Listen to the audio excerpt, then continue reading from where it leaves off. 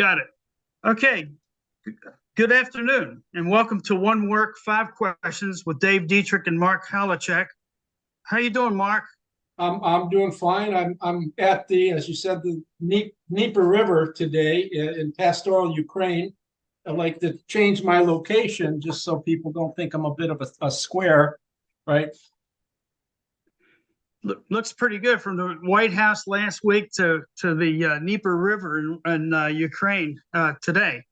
Well, Get around. if some of the senators can go to well, it was Mike Pence, I think, who visited twice Ukraine. If the former vice president can visit, why can't I visit? Of course, I can't say I'm doing much for the war effort one way or the other, but that's a painting by a very wonderful, I don't remember his name, but it's a wonderful Ukrainian artist. And I have many of his paintings collected online and stuff, but can't afford to buy them. But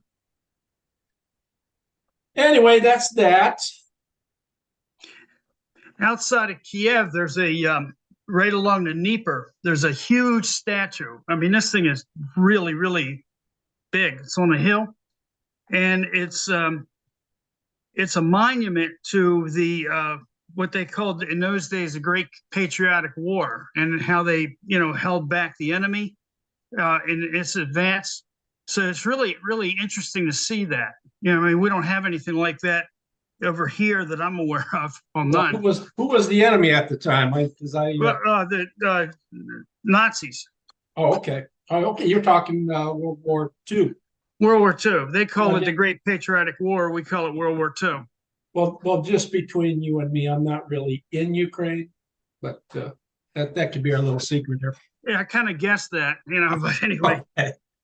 And I wanted to mention something to the folks that are listening, that if you like what we say, please, we encourage you to hit that button, and also to share what you see, if you like it. And we'll take also ideas that you might have on things that you might want us to explore in the future, that kind of thing. And that would be awesome. So yeah, really appreciate it. I like the idea of asking for feedback from people who are viewing and enjoying the show, and as long as they restrict suggestions to one work, right? And we would be even inclined to, if you pick out a work, use a question that you might come up with if it's a relevant question to the work. So, yes, for the folks that might just be tuning in right now, what we do, the method that we employ is that we'll pick usually one paper, little article, whatever that Jefferson wrote, memorandum, and we'll discuss that. And it's amazing how when you go to unpackage some of that material, how complex it actually becomes, even though it might be one page long. But anyway, that's what we do. What we're not doing is looking at whole parts of his life per se and trying to deal with that. Is that fair? Yeah, that's exactly what we're trying to do. That's what I try to do as an analytic historian, I call. I'll just say a couple of things before we shoot into the show. My sort of history is analytic because I'm an analytic philosopher, and I'm more comfortable with looking at the things Jefferson writes than searching for, archaeological evidence or whatever. I'm not an archaeologist or things like that. Looking at what he writes and studying it very carefully, working on the assumption that when he writes something, he means it. And if I have an argument that he writes something he doesn't mean what he says, come up with a really good argument. I think too much of the scholarship today merely begins on assumption Jefferson said this, but he didn't really mean it. That, I think, is why we get into a lot of trouble we get into. So we have a pretty cool show today, a pretty interesting work, do we not? Yeah, and what we're going to look at, folks, we're going to look at Thomas Jefferson's summary of his public service accomplishments, which he enumerated, at least to a certain degree, in something that he wrote. We think it's safe to say sometime after 2 September 1800. We don't know the specific date, but it's along that timeline. And so we have 5 questions, as we mentioned, and we'll get into the depth of what exactly he had to say. So you ready for question one? I am ready to rock here. Absolutely. Okay. Would you share with our listeners the overall context of this summary again that came in roughly about 2 September 1800? What's the background? What's he trying to say here? I will admit that I had sort of mistakenly sort of located this in other writings by talking about how Jefferson is probably feeling maudlin or mawkish at the time, and he starts thinking back. He's a highly introspective person, but when I was working from Merrill Peterson's work, his great Thomas Jefferson writings, where he includes this, and he doesn't include the passage that you get on Founders Online, where he talks about the context of writing this. And as you mentioned, Jefferson says, I've been drawn to the subject by a publication in Pleasant's paper of September 2, 1800. Hence, when we try to locate this, we know he had to write it on September 2 or 1800 or after. It can't be before that. So that's all we know. And most scholars, I think, take it that he wrote this sometime after reading Pleasant's paper, and that seems reasonable. So I think a very safe assumption is that he writes this sometime early in September of 1800. And what happens is that he says, wherein are some inaccuracies? These, my father gave me an education in the languages, which was not quite complete when he died. Right. So he is out here in some measure to make a corrective to those mistaken assertions by Pleasant. And in the context of that, he becomes, well, let's just call it Jefferson. Jefferson becomes Jefferson. He's highly introspective here. I don't know if you can see, but you have a halo glowing around you from the thing. Do you notice? Am I in the presence of a saintly figure here? I feel I doubt it. I am humbled. I don't know if you see the halo there. No, it's probably coming from the fan light up I below. don't know. It could very well be a divine sign that I'm speaking in the presence for someone who is about, upon passing, who's going to be sainted. And I'll tell you one thing: being sainted. I've heard this. It's just a rumor. It's better than being knighted. That's a rumor. It's something I heard. So okay. If it's a divine sign, just go with it. I'd like to have one, but somehow I probably think I'm going to get these instead of a halo. Anyways, that's all I have to say. But I mean, it just within that context. So I'd say that, and he wants to offer a corrective, and then that gets him to thinking, gets him to introspecting on some of the things in his lifetime. Yeah. I thought it was interesting when he spoke about the languages. Of course, he didn't enumerate those, and we know that we're talking about ancient Greek, Latin, French to a degree, so forth and so on. And when Peter, his father, passed away, I believe that was suddenly, and we still don't know to this day what exactly caused that. I mean, we just lost the history, I guess. Jefferson's only 14 years old.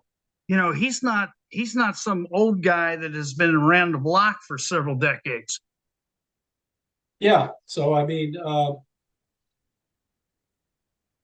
yeah, I don't know what to go with that. I'm just saying, sure, he's, we talk of this in another one-word type question, I think with Donna, where Jefferson talks about the roads that he confronts in life, and he has the decisions to make because his father died so young, and he's trying, to figure out what to do with his life.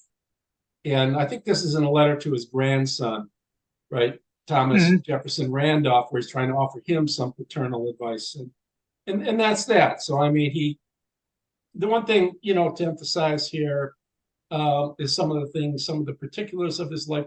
He's a highly introspective person in that, and I'll just say that sort of follows from Stoic philosophy, where when this, I think Thomas Jefferson, I argue this a lot. A lot of people would hate this, but he was a highly moral person. I think he had a great regard for, morally correct behavior.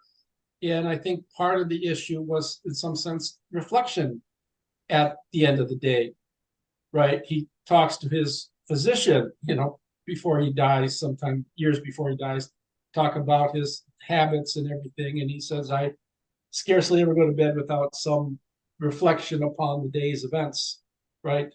And something like that. And so he, being highly introspective, I think is very, very important, understanding Thomas Jefferson. That is something that the virtue ethics theorists, Seneca, Aurelius, Marcus Aurelius writes Tone, which is the title of his book. Is called Meditations, we call it, but it really means to himself. It's a book of reflections, meditative reflections, really, when you translate from the Greek. So Jefferson is following in that very same line you get from Greek and Roman antiquity, that to lead a good life, you have to sit. So that's like trying to be a good football or baseball player, or hockey player, but you can't just play the game through natural talent. You have to sit back and think about what you've been doing and how you can improve and come up with a plan, right? I do that myself, to be honest, to try to become a better writer all the time, to come up with a plan for how to get this done and what have I done wrong in the past and so forth. So, yeah, and then the introspection, that subject, I thought it was kind of interesting, his opening statement or summary in this paper, and I'll just quote that quickly, if I may. I have sometimes asked myself whether my country is the better for my having lived at all. I do not know that it is. I have been the instrument of doing the following things, but they would have been done by others, some of them perhaps a little later. And the one that really hit me hard was when he got to the Declaration of Independence. And what does he say about that? He mentions that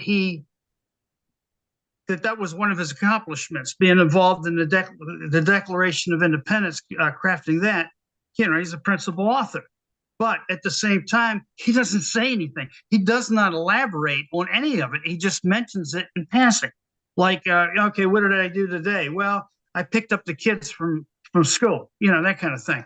And it just really hit me that, here's a guy that, wow, he's sort of humble in that regard, or is there more to it than that? I don't know. No, there's there in the secondary literature today, there are a lot of people who claim that Jefferson really didn't write it. Some of these arguments are quite stupid. But, in his own letters, he refutes that and says, look, I wrote the thing.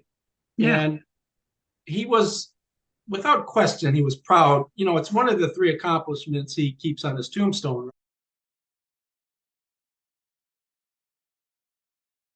Right? Exactly. The others being religious freedom and University of Virginia. And let's look at those before we go to the next question. It's Bill for Religious Freedom is Bill 79 of the Reform 126 bills for rewriting the laws of Virginia. He starts in 1776, same year he writes the Declaration. That is a local affair, parochial. Virginia Declaration of Independence is Catholic. It's United States, but more than that, has had global implications even in its day. And then University of Virginia is another, you might say, parochial and Catholic, in that it was meant to be a institution for the sake of Virginians, but it was moreover an institution for Southerners, to give a good Southern education. And by Southern, he just meant Republican education and an education that was elective. So, I think he was, I don't know that he was he was unduly humble, as at some point. I just think he's so matter-of-fact at times. Yeah, and maybe, like, as you mentioned, it sounds reasonable to me that there appears to be a lot of influence from the classical Stoics.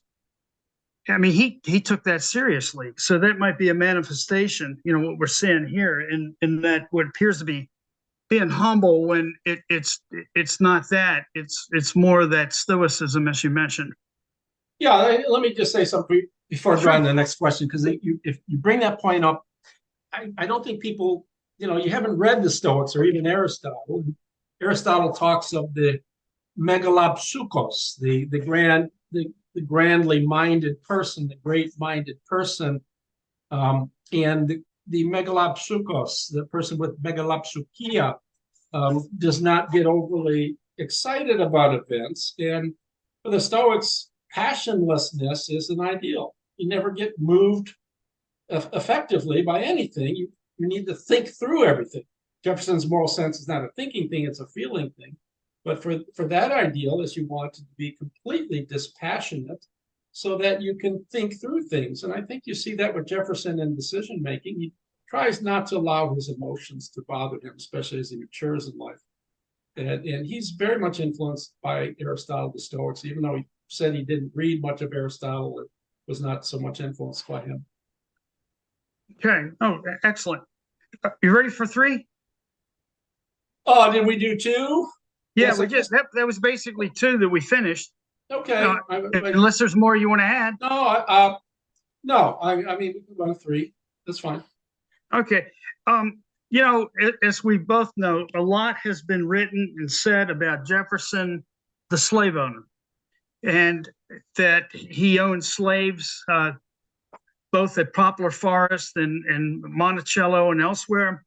And at the same time, he at least addressed that issue numerous times. And one of the things, my point here is that one of the things that he lists in this summary is the 1778 Act to prohibit the importation of slaves. And this is in Virginia. And this is something that he is doing and mentioning that he tried to accomplish as recently. Let me back up. As early as 1778. Now we know about the Declaration of Independence and the slavery clause that was taken out of that. But this is 1778. There seems to be a persistent theme here that he's carrying over. What did he exactly propose in this, and what was the fate of this proposal? Well, again, this goes back to the 126 bills that he is writing with and Pendleton vis-a-vis reforming the whole system of laws for Virginia. Brobdingnagian undertaking, to say the least, whatever that word means. I think it just means something like pretty darn big. Anyways, yeah, he proposes the bill. He writes, I'll read a little bit of it. It says, it's Bill 51. He says, to prevent more effectually the practice of holding persons in slavery and importing them into the state, be it enacted by the General Assembly that all persons who shall be hereafter imported into this Commonwealth by sea or by land, whether they are bond or free in their native country, upon taking oath of fidelity to this Commonwealth, shall from thenceforth become free and absolutely exempted from all slavery or bondage to which they had been subject in any other state or country whatsoever. Now, in legal terms, that is a rather lengthy, for Jefferson, that's a rather lengthy sentence, but when you look at the legalese at the time, that's probably a very short sentence for in terms of legal practices. Jefferson animadverts the legal language at the time, just saying it's all there to mystify. That's one of the things he wanted to do in rewriting these bills, is make the language plainer.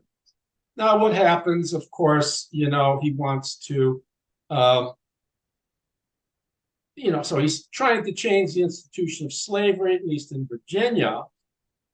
In the Declaration of Independence, he wants at least to disavow the institution, disavow the legitimacy of the institution in a famous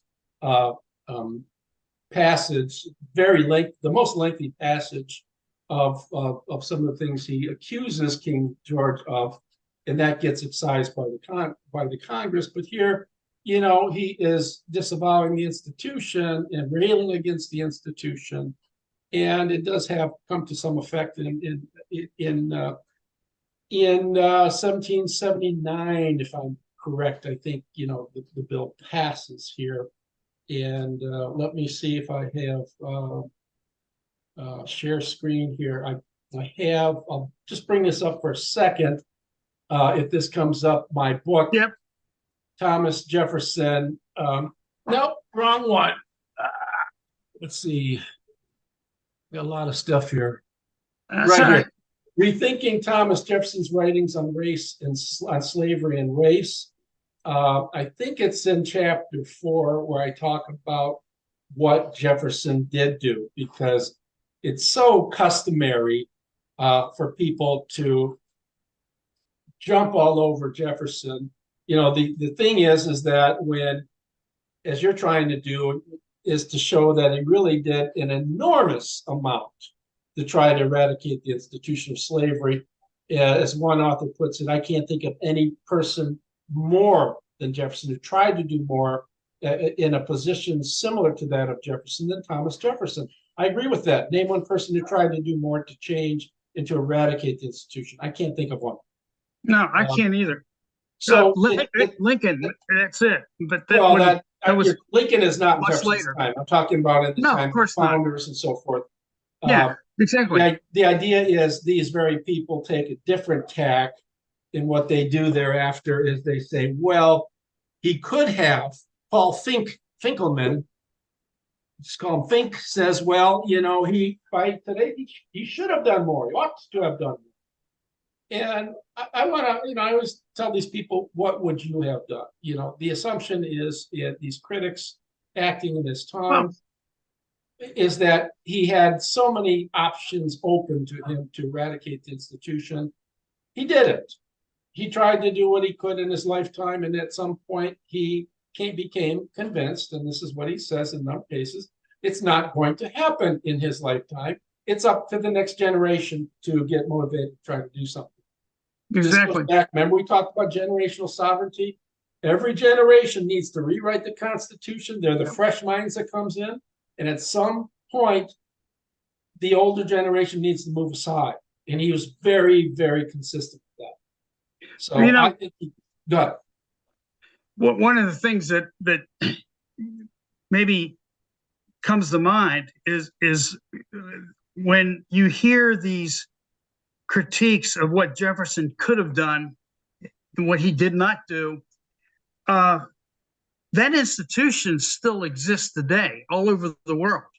And now it's in various forms, all right? Human trafficking, for example, form. What the people that hammer Jefferson, what are they doing today? And they would probably say, well, I can only do so much, and I can't do anything because it's too institutionalized on a global scale. And your point is, well taken, they're not doing a damn thing to address the slavery today, other than criticizing Jefferson, right? Exactly. Carter Cruz O'Brien literally went so far as to say, because of this this journal that came out called the Jeffersonian, which was very Southern and very pro-white, anti-black, because they called it the Jeffersonian. Jefferson had so much of an influence. He might be called the father of the KKK. Now, if you follow that argument, Thomas Jefferson was the father of the KKK. He might be called that. It's such a stupid argument. It's absurd. You talk about non sequiturs, but that's what gets published today. That's what gets published. So they don't want to talk about the good he tried to do. But nonetheless, he thought it was for the next generation to do what he went on to work on things he thought he could get accomplished. And he moved on after his political work to the University of Virginia. And correct me if I'm wrong, but I believe that he even addressed the issue a year before. At least it was no earlier than a year before he passed away. In other words, he's passing away in 1826. In 1825, I believe he wrote a letter, and who he wrote it to escapes me, but he addressed the institution of slavery even as recently as a year before his death. I mean, that's amazing when you think about it. Yeah, I mean, it was never far from his mind, the wickedness of the institution. And as we've talked of before, and you want to come up, Jeff? Come on. As we talked of before, talk about Jefferson. Here's little Jefferson, the one who's still alive. Now, you're going to tell me he wrote the summary? Yeah, this guy's not too bright. I'm not sure he could do it, but he's a very loving puppy here. Not a puppy anymore. You're an old man. Query 18, he talks about the wickedness of the institution of slavery, how it corrupts white people by giving them a sort of air, and it tends to laziness, right? No man, says something to the effect, no man will do for himself if you can get someone else to do it for him. And with respect to the effects of slavery on the slaves, I warn people here, he's not talking about black or white issue here. He's talking about slaves and slave owners.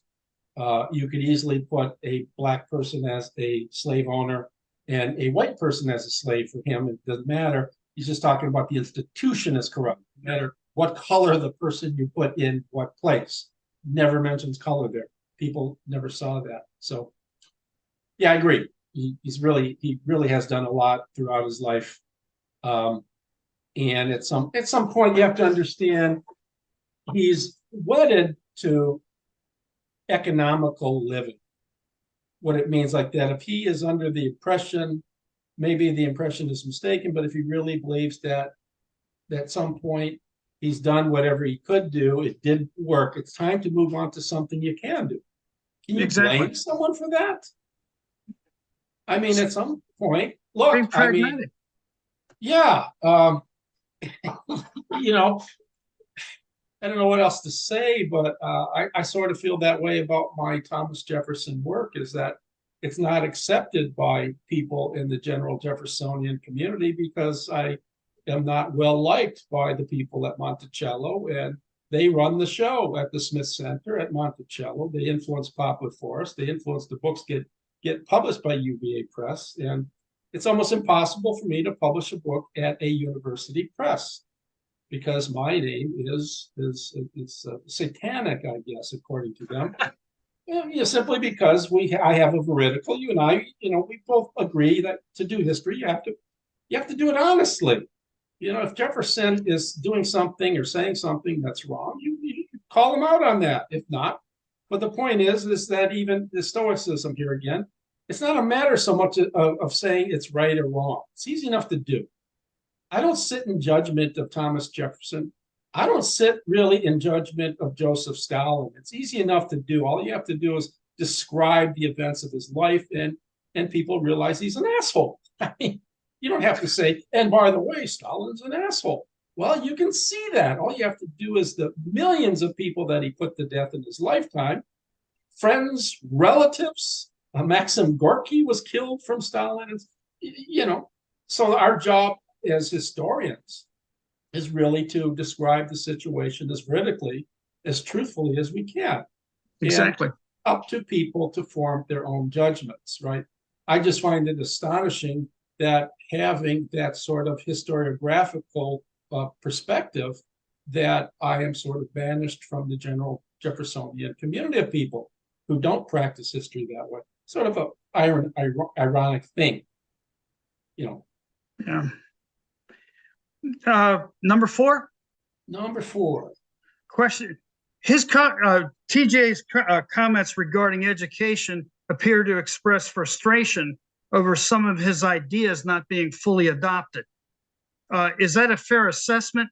And what were his educational views that seem to be meeting with mixed results? He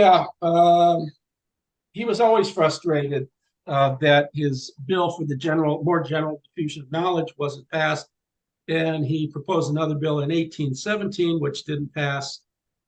Jefferson was interested, as we talked of before, systemic educational reform, which meant, he wanted to see the ward schools for general education for males and females so they can learn reading, writing, and arithmetic sufficient to get them through the day.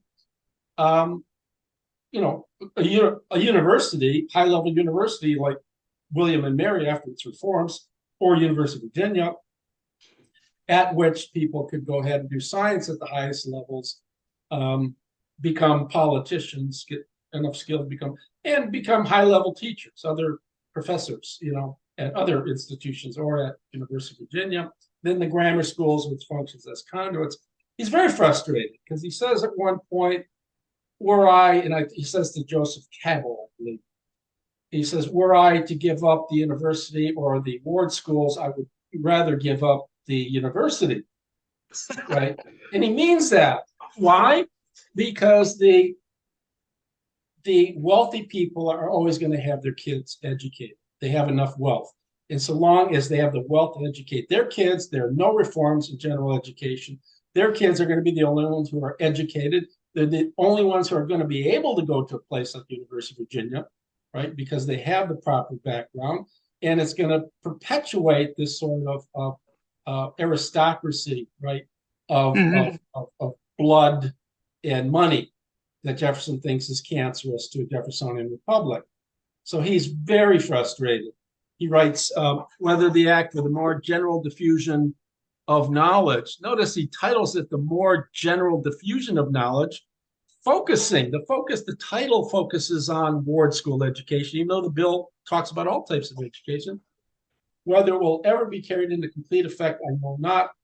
It was received by the legislature with great enthusiasm at first, and a small effort was made in 1796, many years after, 2 decades after he wrote it. But the act to establish public schools, to carry a part of it into effect, that for the establishment of free English schools, but the option given to the courts has defeated the intention of the act, i.e., it doesn't pass, and it doesn't pass because the wealthy people object to it. They're going to be taxed to, in part, more taxed because they earn more, to pay for the hoi polloi, the average person, to get a general education. And their view is, hey, I'm not going to send my kids to these generals public schools with the riffraff. They're going to get, so why should I have to pay twice for this? You can understand the plight that Jefferson needs to carry aside. Other things he mentions in his work, right? That needs to be, well, maybe we can cover this in the next question. I think it's generic, but I mean, there's so many other things that he talks about in this piece, right? Other reforms that need to be made. So, but he is frustrated with education, mainly because, his idea to work on the University of Virginia is really not so much a compromise. It's sort of like, okay, I couldn't get what I really wanted to do, so, well, I'll do what I can do, right? Another concession, right? Yeah. I couldn't eradicate the institution, so let's move on to something I can do. Here, I can't reform the whole educational system. Let's move on to something I can do. Maybe I can get something like, University of Virginia established. And now for the last question, and this one we got about 5 minutes just to give you a feel for where we're at right now. Are there any oddities that kind of jump out at you in reference to this summary of public service? And what I'm thinking about are things like he had some things to say about economics. He had some things to say about agriculture and a few other items, even including removing rocks from the Rivanna River. Yeah, I wouldn't. That's a good question. Sort of ties up the loose ends. He exactly separate economics from agriculture in some sense. So some of the things you mentioned, he mentions right off the bat, cleaning up the Rivanna River. Right? Does that come early? Yep. Right. That's the first one. Yeah, and I got the wrong thing up here, but I mean, here it is, memorandum. Yeah, it's the first one. And so one thing we don't understand today, and this was true of the countryside in America, early America, even in the 1950s, 60s, is the importance of rivers and waterways as thoroughfares for goods. So, cleaning up rivers, we talked of in a second inaugural address last time, infrastructure. Yep, Clean up the infrastructure. rivers, you can pass goods along. So that's a very interesting one. That your point that he just mentions the Declaration, he says the Declaration of Independence, and he moves on as if It's just that's incidental. strange. I never really noticed that. Yeah, It's it just jumped out at me. Yeah, and that's the way to do good history. Sometimes say, why doesn't he expand on that? Yeah, Right? Is it self-promotion, like you said it might be? He's worried about or is it going to speak for itself? It's probably that there's nothing he really needs to say. Everybody knows what the Declaration is. yeah. Again, talk about sort of being frustrated. He was very frustrated at the emendations that the Continental Congress made to his draft, where they cut out about 33%, and they cut out that big passage on the evils of slavery. Mm-hmm. So notice how so many of these acts are so important for Jeffersonian republicanism, which is government of and by the people through elected representatives, blah, blah, blah, and maximal participation by people. So we have infrastructure. We have, to go back to economic reforms, he's talking about upland rice. What other food stuff does he talk about here? I'm trying to look. Olive plants, right? down in the Carolinas. I have an olive tree outside right now, basking in the Virginian sunlight. It's certainly going to come in. It probably won't survive the winter. Jefferson knew that. He tried to bring olive trees into South Carolina and Georgia. He says they're doing okay there. They really didn't do well. He brought in merino sheep, so he did whatever he could to try to improve. No, he's not just concerned with bringing them into Virginia. He's going to help other states like Georgia and South Carolina. Why do you need to do that? You're a Virginian. That shows his cosmopolitanism. He is concerned about helping all people if he can. Yeah. So entails, removing entails, primogeniture, right? Changing the course of descents and so forth and so on. Part of the revisal. Entails happens earlier. And then he spends a lot of time talking about apportioning crimes and punishments. A very important thing to do. I won't expand on that, but there's a lot that he writes in there. That bill was written by him, and it's a matter of, some of these things are backward steps or not progressive steps in these crimes and punishments, but the idea of mathematics comes into play, of apportioning crimes and punishments comes into play as well. So there's a lot going on, and he ends with the bill for more general diffusion of knowledge, I guess, and gets sort of frustrated with that. I'll leave that in because we're about at the 1 minute mark or something. Yeah. Do you have anything you'd like to do next time? I picked the last couple. Oh, well, I have to think about it. I mean, of course, as you know, sorry? We'll put something up if you pick something. There's something I really liked in completing my book on the natural bridge, which I set out. I did. I should mention to the viewers that I have several books coming out this year. Jefferson's correspondence with Maria Causeway, as you know, my book on Thomas Jefferson's correspondence with Randolph Jefferson just got accepted for publication this morning. I'm excited about that. There's a lot going on, and you and I just went on our journey like Bill and Ted's excellent adventure, retracing Jefferson's steps from Monticello to Bedford, Poplar Forest. So we'll come up with something. I mean, I'll let you throw some suggestions out and see if we haven't covered it already. Yeah, and I'll come up with some myself as well. I mean, there are so many issues you could address. That's what makes this fun. That's why this